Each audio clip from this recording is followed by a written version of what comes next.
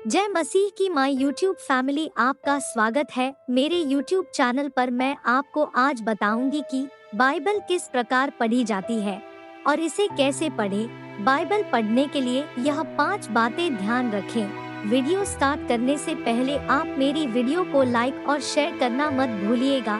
परमेश्वर आपको आशीष दे। चलिए वीडियो को स्टार्ट करते हैं।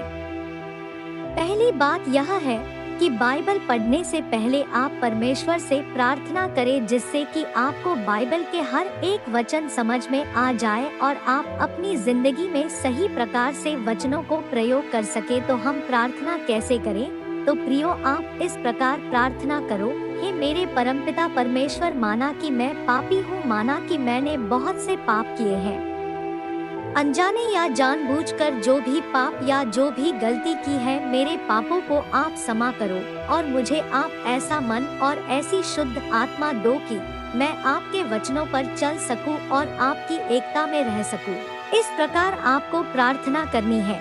और अब दूसरी बात यह है कि आप कभी भी बाइबल को बीच बीच में से नहीं पढ़ना है, क्योंकि प्रियो, जब हम बाइबल को बीच बीच में से पढ़ते हैं तो हमें कभी भी बाइबल के वचन समझ में नहीं आएंगे और हमेशा बाइबल को नए नियम से पढ़ना शुरू करना चाहिए, क्योंकि पुराना नियम थोड़ा सा मुश्किल है और वह आपको जल्दी से समझ में नहीं आएगा। तो इसलिए बाइबल को अध्याय के अनुसार पढ़े और सच्चे मन सच्चे हृदय के साथ पढ़े, ताकि बाइबल में जो भी वचन लिखे हैं आपको समझ में आ जाए कि परमेश्वर ने हमसे कितना प्रेम रखा। और तीसरी बात यह ध्यान में रखनी है कि कभी भी बाइबल को पढ़ने का टारगेट न बनाएं, क्योंकि प्रियो, कभी भी बाइबल को टारगेट बनाकर नहीं पढ़ना होता है। कुछ ऐसे लोग होते हैं कि बाइबल पढ़ने का टारगेट बना लेते हैं। तो प्रियो, मैं आपको आज बताना चाहती हूँ, कभी भी बाइबल को टारगेट बनाकर नहीं पढ़ना होता है कि मैं आज इतना पढ़कर रहूंगा, इससे आज ज्यादा पढ़ूंगा। ऐसा नहीं होता है प्रियो, कभी भी बाइबल को टारगेट बनाकर नहीं पढ़ना होता है। जब आप बाइबल पढ़ते हैं तो आप परमेश्वर से बातें करते हैं। तो प्रियो, बाइबल को सच्चे मन और हृदय से पढ़ो, क्योंकि वह जीवित परमेश्वर के जीवित वचन है जो हमें दिए गए हैं, जिससे हम अपने जीवन को संवार सकते हैं। तो कभी भी बाइबल को कपटी मन से नहीं पढ़ना है।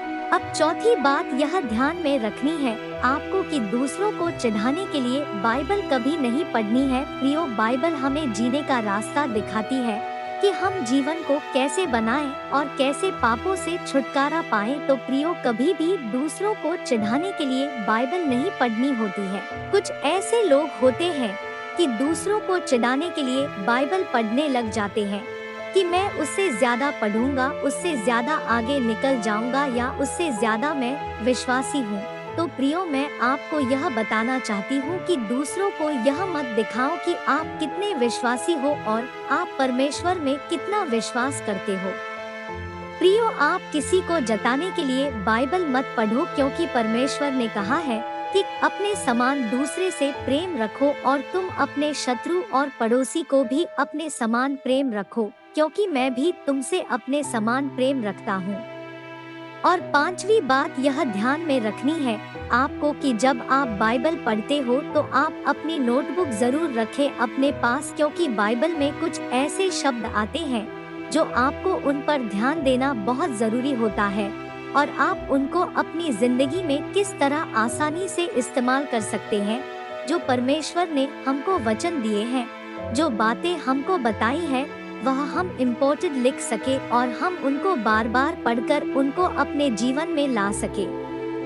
तो बाइबल पढ़ने से पहले आप अपने पास नोटबुक जरूर रखें, ताकि जो बात आपको समझ में नहीं आती हो उसे पर आप ज्यादा ध्यान दे सके और परमेश्वर ने हमें क्या आज्ञा दी है और उनके वचनों पर कैसे चलना है, ये सारी बातें हमें बाइबल के द्वारा बताई गई है कि आप अपने पापों से कैसे छुटकारा पा सकते हैं, अपना जीवन कैसे संवार सकते हैं। बाइबल एक कोहिनूर से भी कीमती, एक अनमोल चीज है जिसकी व्याख्या हम लफ्जों में बयान नहीं कर सकते। परमेश्वर ने हमसे इतना प्यार रखा कि उन्होंने अपने एक लौता पुत्र हमारे पापों की वजह से कुर्बान कर दिया। तो प्रियो, बाइबल एक नॉर्मल चीज नहीं है, वह जीवित परमेश्वर के जीवित वचन है जिसने आपसे इतना प्रेम रखा। आज मैंने आपको बताया कि बाइबल कैसे पढ़ते हैं। यह 5 बातें मैंने आपको बताई कि पहली बात यह कि बाइबल पढ़ने से पहले आप प्रार्थना करो। दूसरी बात यह कि कभी भी बाइबल को बीच बीच में से नहीं पढ़ना होता है। तीसरी बात यह कि कभी भी बाइबल को टारगेट बनाकर नहीं पढ़ना चाहिए।